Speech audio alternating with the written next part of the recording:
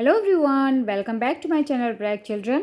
आज की वीडियो में मैं आप लोगों को एक इंग्लिश स्टोरी को हिंदी में कैसे ट्रांसलेट करना है, मतलब स्टोरी जो इंग्लिश में लिखी हुई है उसको हिंदी में किस तरह से बच्चों को एक्सप्लेन करना है ये बताऊंगी। क्योंकि बहुत सारे पेरेंट्स ऐसे हैं जो बच्चों की बुक्स में जो लेसन्स होते हैं या स्टोरीज़ होती हैं वो हिंदी में एक्सप्लेन बच्चों को नहीं करवा पाते हैं।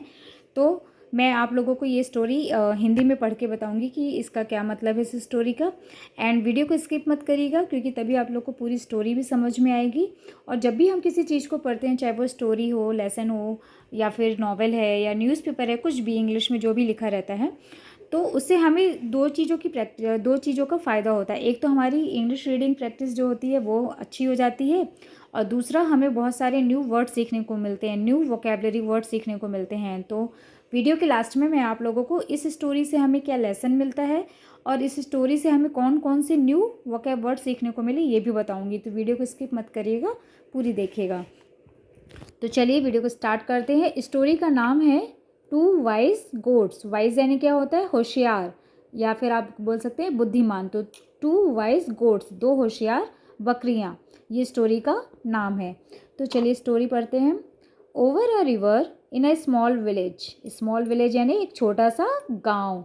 Over a river in a small village was a very narrow bridge. एक छोटे से गांव में एक नदी के ऊपर एक नैरो ब्रिज था, यानी कि बहुत ही सकरा ब्रिज था। ठीक है। वन डे यानी कि एक दिन, वन डे यानी एक दिन। टू गोट्स, दो बकरियां, wanted to cross the bridge at the same time। एक दिन क्या होता है कि दो बकरियां रहती हैं जो wanted to cross the bridge at the same time, एक ही समय में ब्रिज को क्रॉस करना चाहती थी। ठीक है। जैसे कि आप ये पिक्चर में भी देख रहे हैं कि एक छोटा सा ब्रिज है और दो बकरियां हैं जो एक ही समय पे ब्रिज को क्रॉस करना चाहती थी।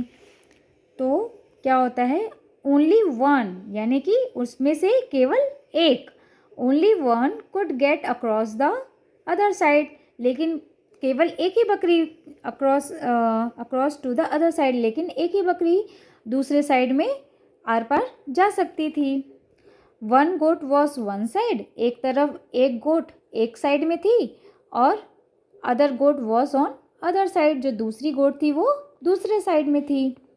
They met in the middle of the bridge. They met यानी वे मिले। They met in the middle of the bridge, bridge के मिडिल में वो मिले आपस में दोनों बकरियां। ठीक है। ईच वॉन्टेड, ईच यानी प्रत्येक, ईच यानी क्या होता है मीनिंग? प्रत्येक।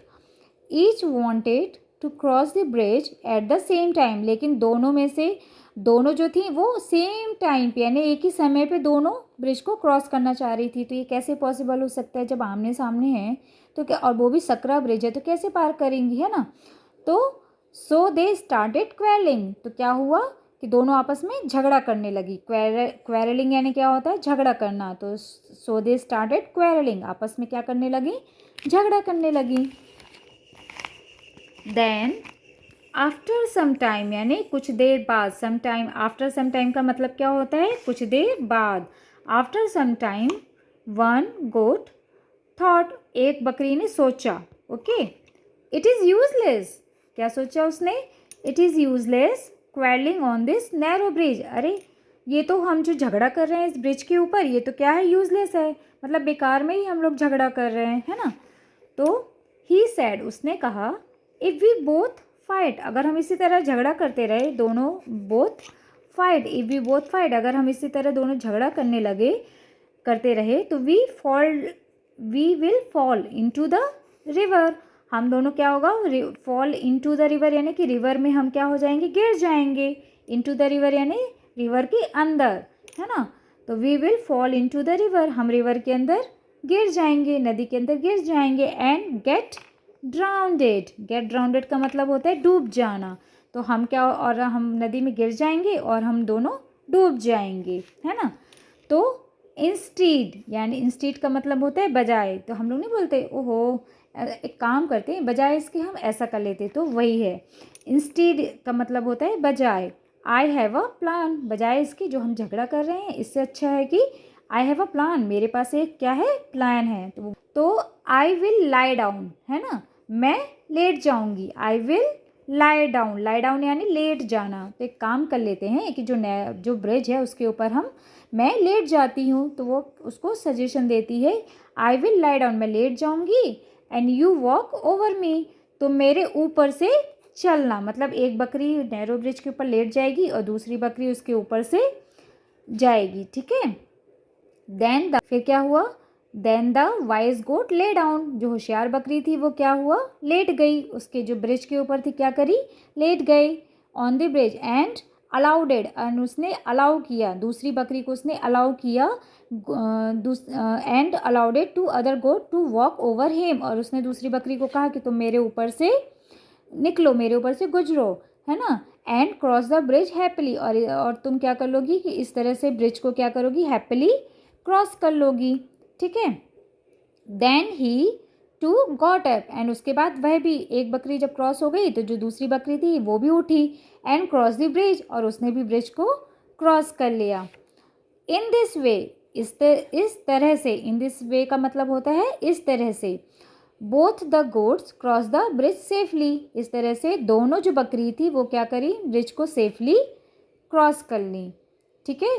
तो हमें ये शिक्षा मिलती है कि बेवजह ही हम लड़ने लगते हैं। जब भी जैसे कोई प्रॉब्लम है, ठीक है ना, तो हम उसके बारे में बैठ के थोड़ा सा सोचें कि इस प्रॉब्लम को हम कैसे सॉल्व कर सकते हैं, बजाय इसके कि हम लोग आपस में लड़ने लगते हैं। तो इस स्टोरी से हमें ये शिक्षा मिलती है कि हमें यूं ही नहीं लड़ना चाहिए, यूं ही किसी बात पे लड़ना नहीं शुरू कर देना चाहिए। थोड़ा सा बैठो, थोड़ा सा शांति से किसी चीज़ को समझोगे, उसका सलूशन निकालोगे तो वो आराम से चीज़ हो जाएगी। तो हर बात में लड़ाई करना ही ज़रूरी नहीं है। तो ये हमें इस स्टोरी से शिक्षा मिलती है, लेसन मिलता है। चलिए देखते हैं कौन कौन से हमने इसमें से वर्ड सीखे, इस स्टोरी से क्या क्या हमने वोकैब वर्ड सीखे। वोकैब वर्ड्स देखिए, वाइज यानी क्या होता है, बुद्धिमान। फिर दूसरा वर्ड है ओवर यानी ऊपर। नैरो यानी सकरा। अक्रॉस यानी आर पार। क्वेरलिंग मीन्स झगड़ा। इंस्टीड यानी बजाय। ड्रॉन यानी डूबना। लाई डाउन यानी लेट जाना। तो देखा, इस तरह आप लोगों ने एक स्टोरी को पढ़ा और उसमें से हमें कितने 8 to 9 एटलीस्ट वोकैब वर्ड सीखने को मिल गए, है ना। तो है ये काम की चीज़। एंड हमें इंग्लिश रीडिंग रोज़ करनी चाहिए, डेली करनी चाहिए। चाहे वो आप स्टोरीज़ अगर आपको पसंद है तो स्टोरीज़ आप रीड करिए, चाहे लेसन्स रीड करिए। तो इस तरह क्या होता है कि आपकी रीडिंग प्रैक्टिस भी अच्छी होती है, एंड प्लस आपको न्यू वोकैब वर्ड सीखने को भी मिलते हैं। तो अगर आपको ये वीडियो अच्छी लगे तो मुझे कमेंट बॉक्स पे ज़रूर बताइएगा। इस तरह मैं और भी स्टोरीज़ आप लोगों के लिए रीड करूँगी हिंदी मीनिंग के साथ। Thank you.